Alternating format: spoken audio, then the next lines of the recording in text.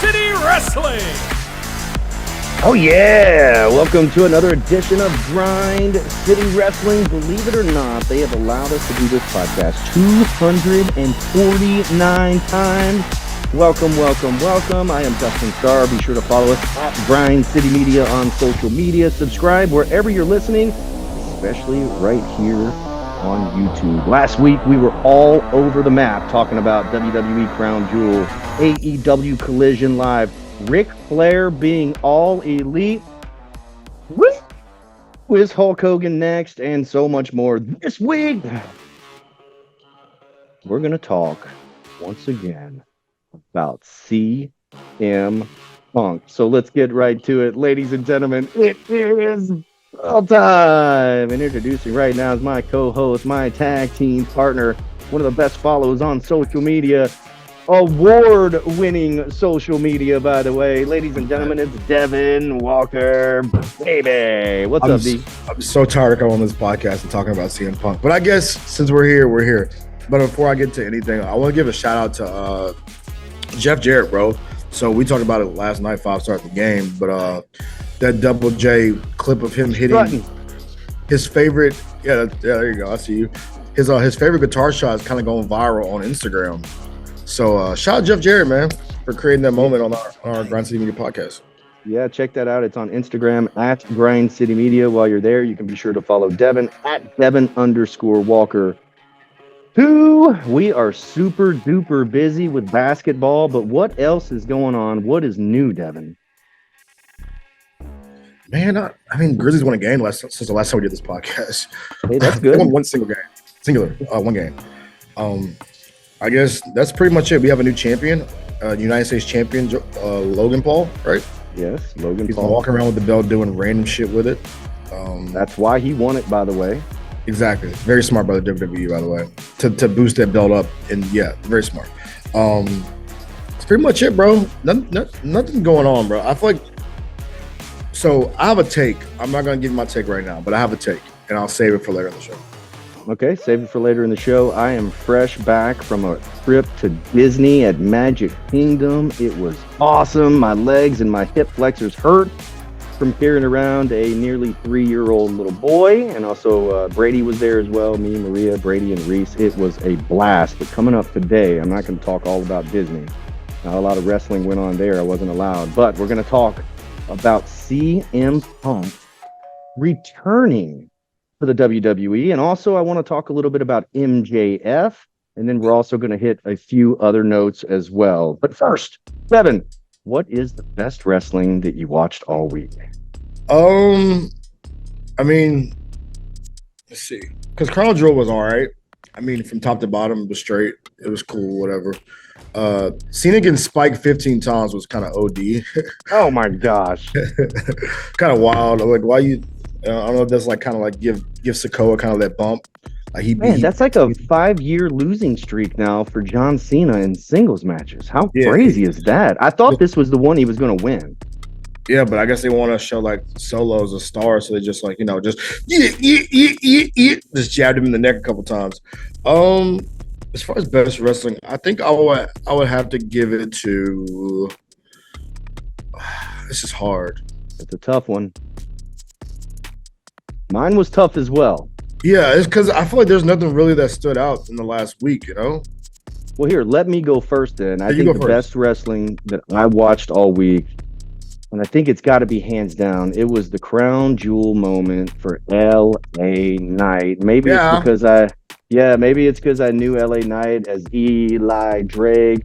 I followed some of his matches on the United Wrestling Network and Championship Wrestling, so I am a bit of a homer in the sense, but then also for all of those LA Knight signs to be all throughout Crown Jewel in Saudi Arabia, the people went absolutely nuts for him. I really did not think that he was going to win the WWE Undisputed World Championship. He didn't, but I think the moment just solidified him as a major star, as if he wasn't already a major star, being in the ring with the likes of John Cena, Roman Reigns, and being number one on the merchandise list over people like the Bloodline. Absolutely incredible how much reaction that the guy is getting all over the world. But that moment where he was standing in the center of the ring and all the signs behind him were LA Knight, Yeah, that was the best wrestling that I saw all week. And that's moments. We watch wrestling for moments. I think AEW's target is doing the matches like we talk about every single week.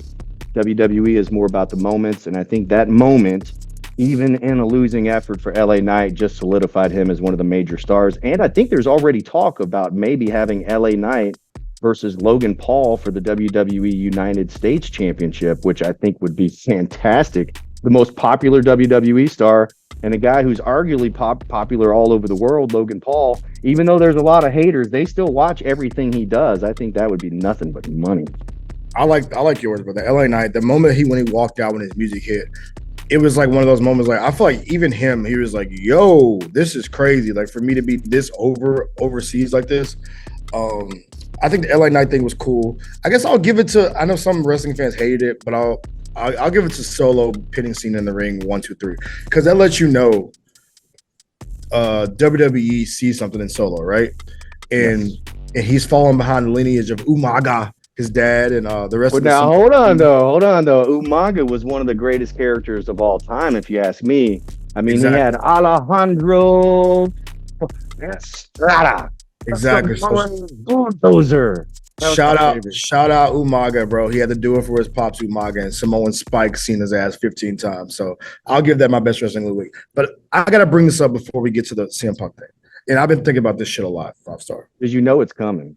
We got to talk about CM Punk. Yes, I don't know if you heard the latest news, but if not, I'm talk about CM Punk. I'm gonna break it if you haven't heard it. You're gonna make me talk about CM Punk on this podcast for the 85th time. So this is what I was thinking about. And we talk about best wrestling of the week, right? We talk about moments. You brought up the moments versus matches thing, right? I think personally, and this is from us going to the AEW show and sitting through like 6 hours of wrestling and blah, blah, blah, so and so. So I think AEW peaked at that Wembley show. Yes. And I think they're having issue right now of kind of sustaining momentum and kind of getting people to talk about them because I think they peaked so much at that Wembley show. And I've been thinking about this. I'm like, usually, like if I miss AEW, I want to go back and check and see what happened, right? I want to see what did I miss? What promos did I miss? Blah, blah, blah. So and this and that. But I haven't really been checking it out lately, bro. And so that comes to my conclusion. I think they peaked at that collision, that Wembley Stadium show. And I think they're scratching, they're clawing for straws to kind of get some of that momentum back. And that's my kind of observation from the wrestling world. Oh, by the way, I forgot to mention this shit. We played Portland last week. I met Darby Allen. Oh, yeah. So he was at the arena doing an AEW promo because they had Dynamite at the arena last night. I was going to say, like, I don't see Darby as being an NBA fan or a Portland Trailblazer fan. Exactly. So he was there doing the AEW promo. So he's standing outside the guardrail, right, 5-star? And I'm like, in my head, he has the face paint on. He's super tiny. And, like, he has a neck tattoo. I'm, like, looking. I'm like, there's no way some dude's just dressed up as Darby Allen at a Portland Trailblazers game. Like, there's no way. So I'm like, in my head, I'm like, should I just say Darby and see if he looks up? So I stand there, I'm like, hey, bro, is your name Darby Allen? He was like, yeah. And I'm like, bet, big fan. Like you're a casual wrestling fan. Hey, is your name Darby Allen? Yeah, right. I'm surprised you didn't mug him. We talk about you every week on Grind City Wrestling. And so I asked him, I was like, so how bad does your body hurt? He was like, man, all the time. And I'm like, so I wanted to go full interview mode and be like, yo, what's your favorite coffin drop of all time? But I kind of just left him alone. But one of our guys that was with us, he was also a wrestling fan. He was like, so who's Sting's last matches against? I'm like, you can't. It's not going to tell us. You want me to answer that? Darby Allen.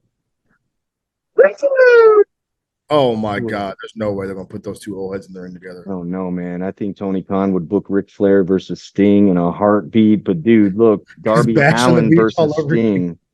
Darby Allen versus Sting might be where it's at. So that's a good point. But rewind back just a minute because I love Darby Allen. He's cool and all that. Him and Sting wrestling the Outrunners, who were one of our faves from AEW Collision. That was really good on.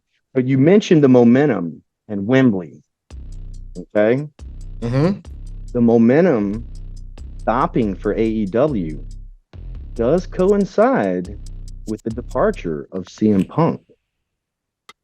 whether we want to admit it or not. No, 5-star ratings dropped. 80,000 plus people changed the channel when Tony Khan told them that CM Punk was gone.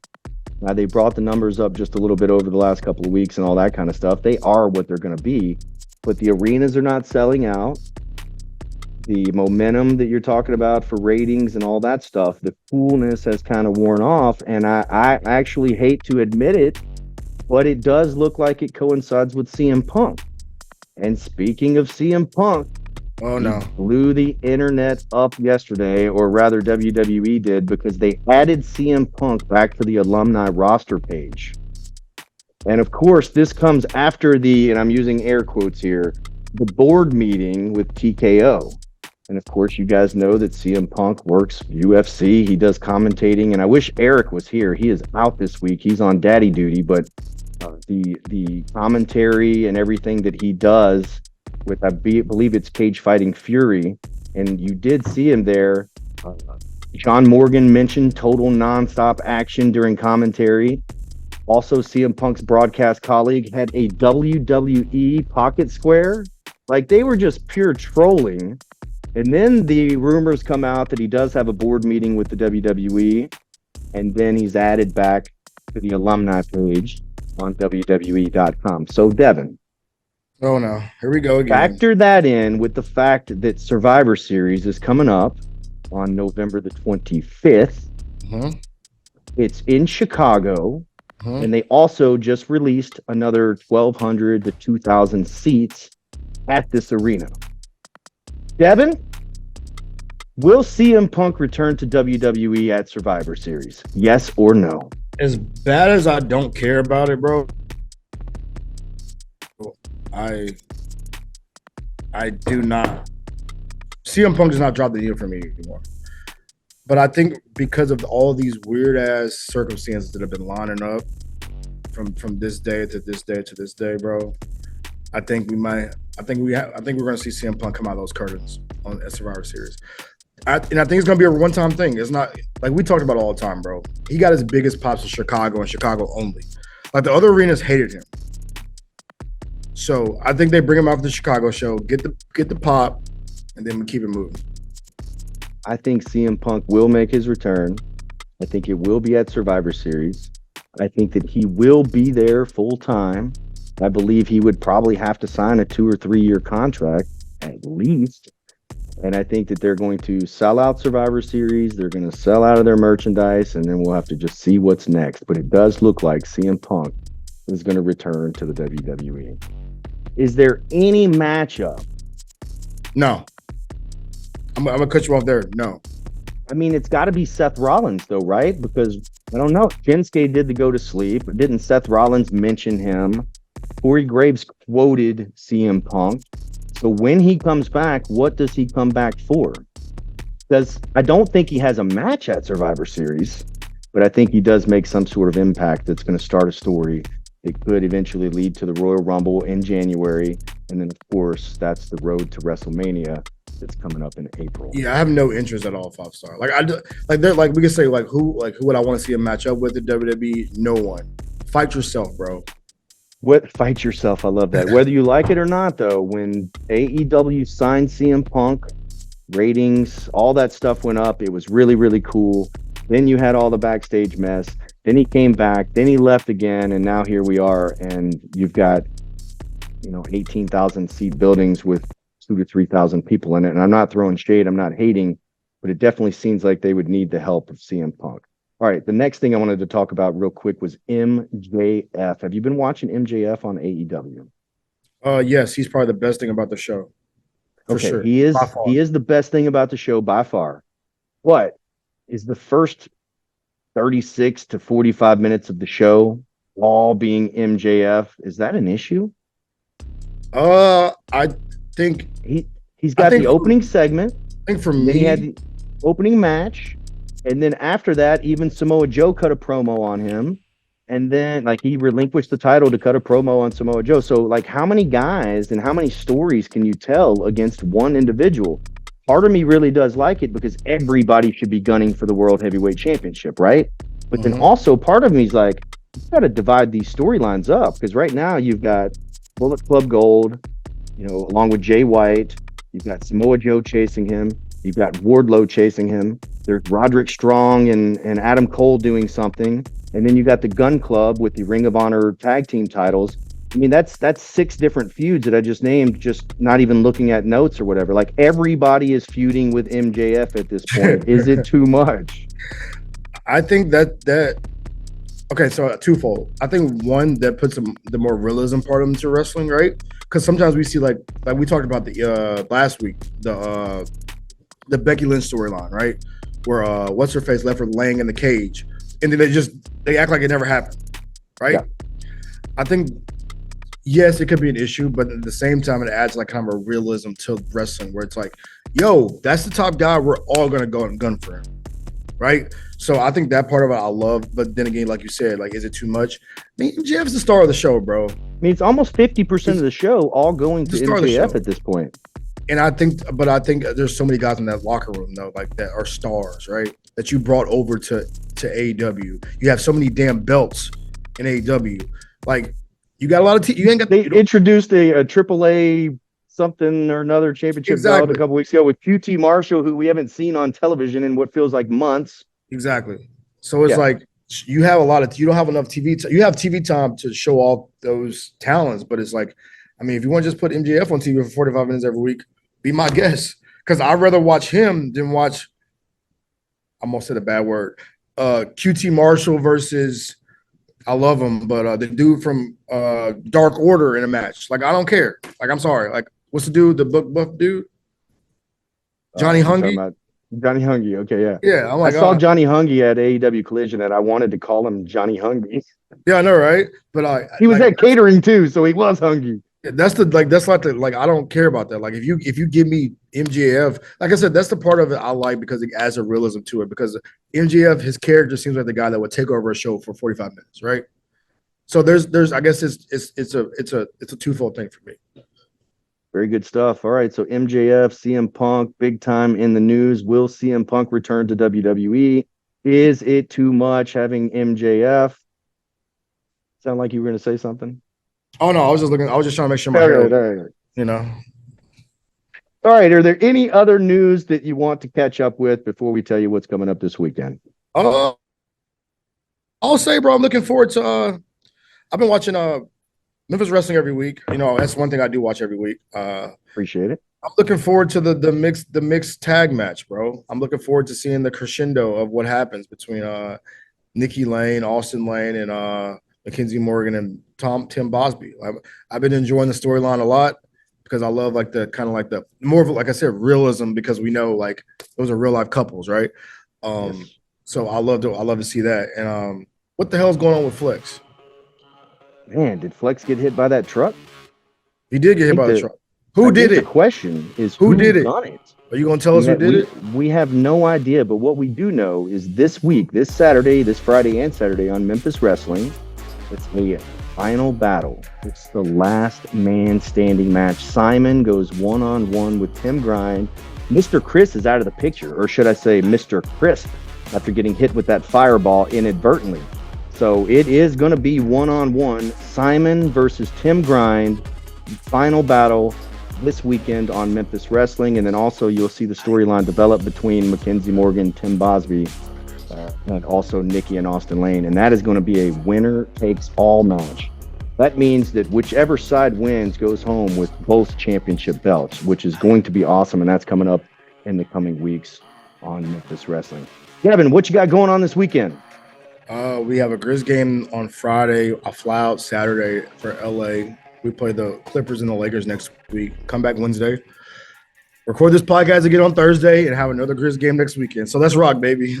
Oh yeah. We're in full busy mode, man. And here is what's coming up for Memphis Wrestling. Check it out. Memphis Wrestling is hotter than ever. Join us live. Next Saturday, November 18th, is our next free watch party at Dave & Buster's. Watch AEW Full Gear with us. It's free. That's Dave & Buster's in Memphis.